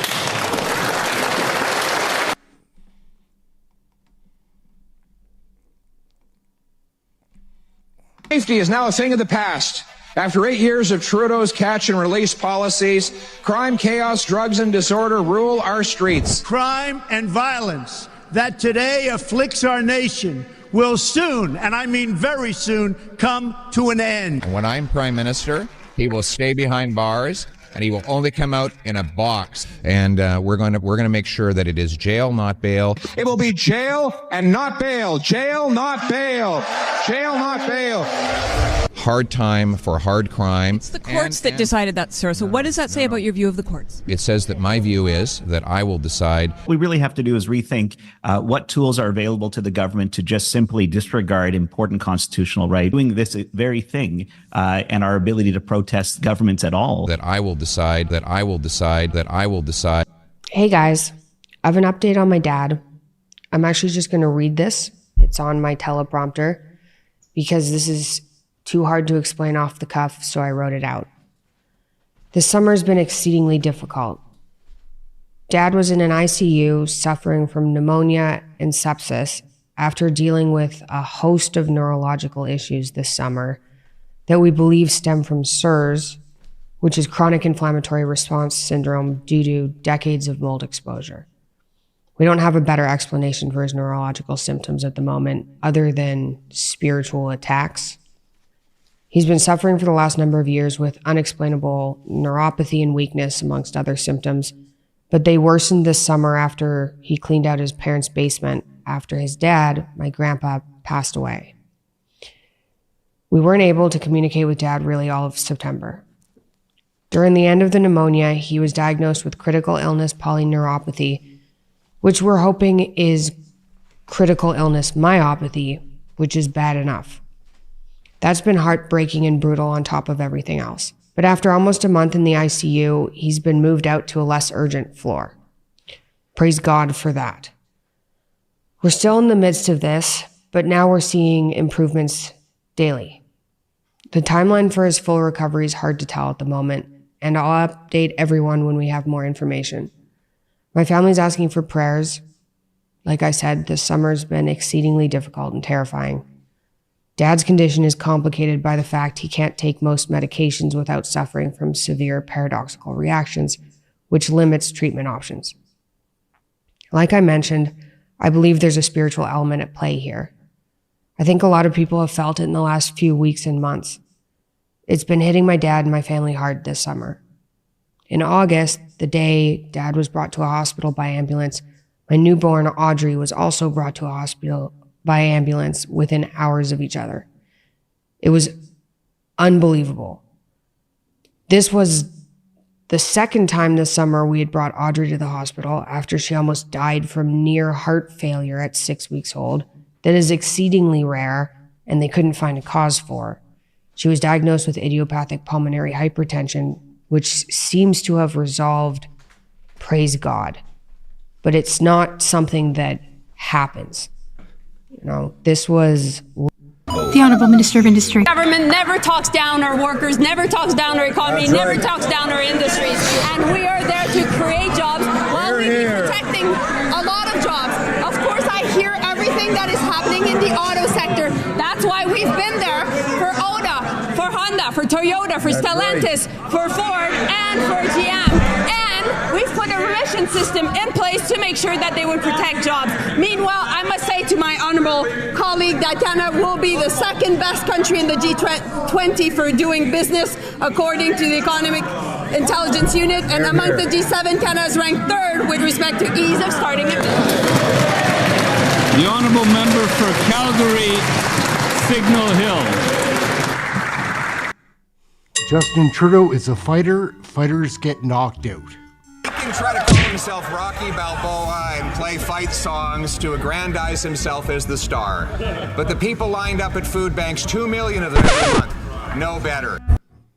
I understand you refer to these as concessions. I think it's part of an active negotiating conversation. I don't think anyone has ever considered them anything other than concessions. No one has called them anything but concessions. I wouldn't be as absolute as that. I don't think I've called them concessions. Okay. I've called them decisions that we make in the best interest of continuing a discussion with the United States that'll hopefully get to the agreement you referred to in your first question. So has the U.S. made any similar movements that we have made to support the discussions? Something called FIDO. FIDO.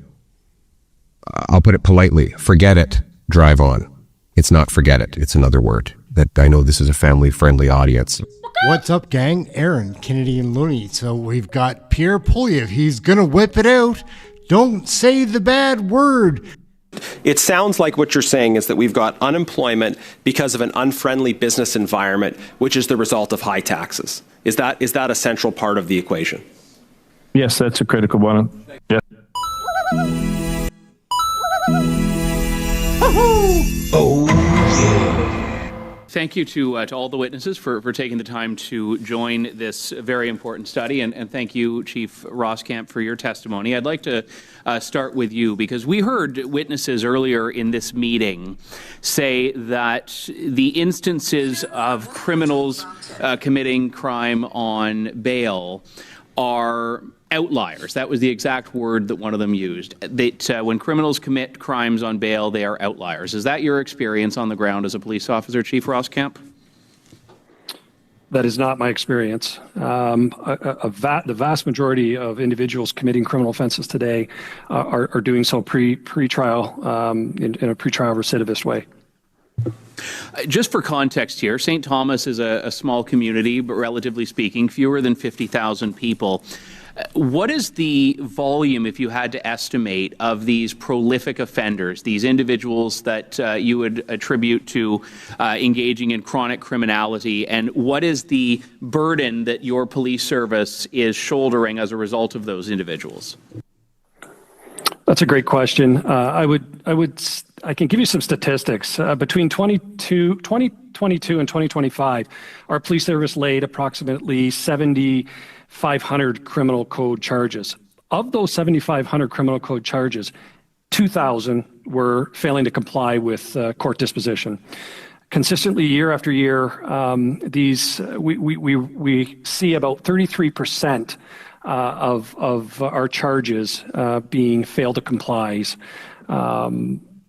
We have numerous individuals in our community, whether it's intimate partner violence or whether it's chronic criminality from small petty theft, petty crime, up to homicide. We're seeing fail to comply as a major pressing point, and individuals, offenders, understanding the legal system well, they know that bail conditions are rarely enforced.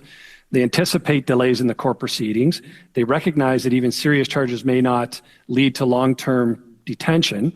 And in fact, it's what we're terming like they're gaming the system. And so I think that, is there any other areas you'd like answered in regards to that, Mr. Lawton? I think you've addressed the question very well there. What I'm trying to get a sense of is, and you've indicated it there, so nearly 1/3 of all the charges you laid in that particular period of time were bail violations. Correct.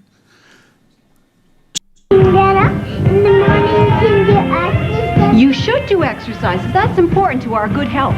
And friends, tomorrow we are going to be visiting with a fisherman who will tell us about his very enjoyable hobby. Now, I would like to see you all through our magic mirror.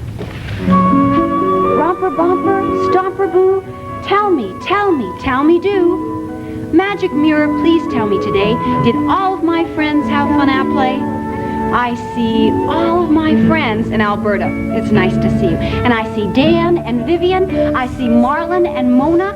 I see Catherine and Harley. I see Anne and Elizabeth and Jane. I see Bert and Nicole, and I see you too. I hope to see you tomorrow, right here in Romper Room. Ding dong, knock knock, hey daddy do. Bing bong, tick tock, bebop boom. Kick off your weekend with exciting CFL action when the Edmonton Eskimos tackle the BC Lions in Vancouver. Tomorrow night at 10:30 on CFTO TV.